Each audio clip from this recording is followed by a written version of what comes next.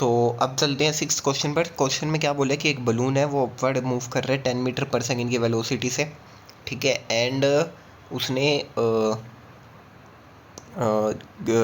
एक stone release करा है जो ग्राउंड पर आ रहा है 11 सेकंड में।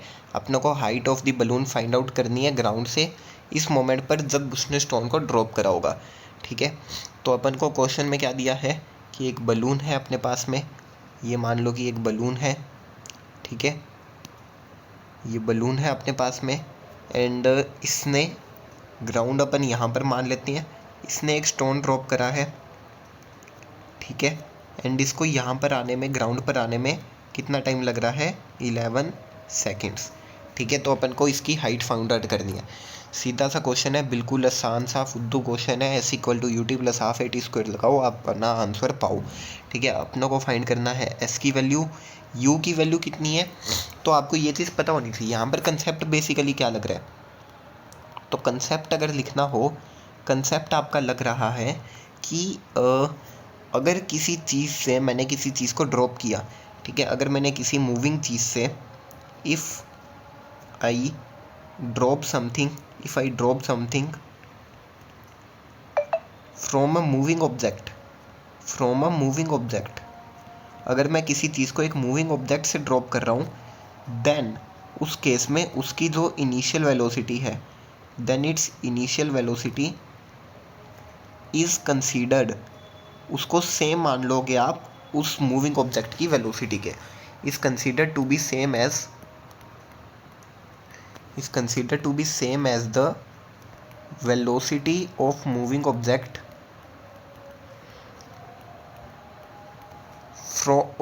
एट दैट इंस्टेंट, उस इंस्टेंट पर उस मूविंग ऑब्जेक्ट की जो वेलोसिटी होगी आप उसके बराबर मान लोगे। ये कंसेप्ट यहाँ पर बेसिकली यूज़ हो रहा है।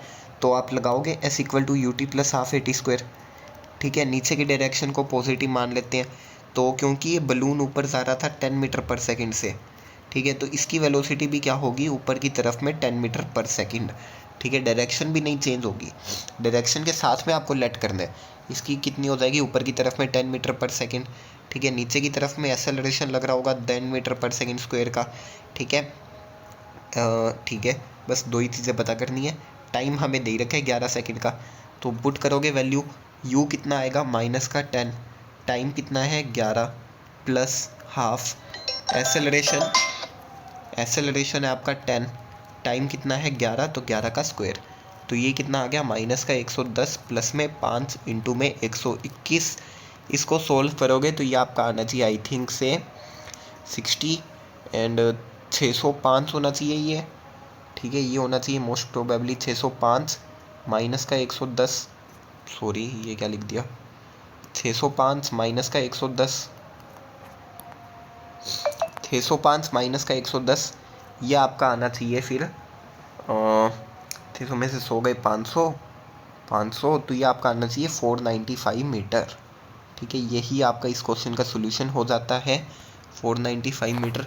आई होप आपको सोल्यूशन समझ में आया होगा। कंसेप्ट को ध्यान रखना इस क्वेश्चन में क्या यूज़ हुआ है। अपन मिलते हैं अगले क्वेश्चन में।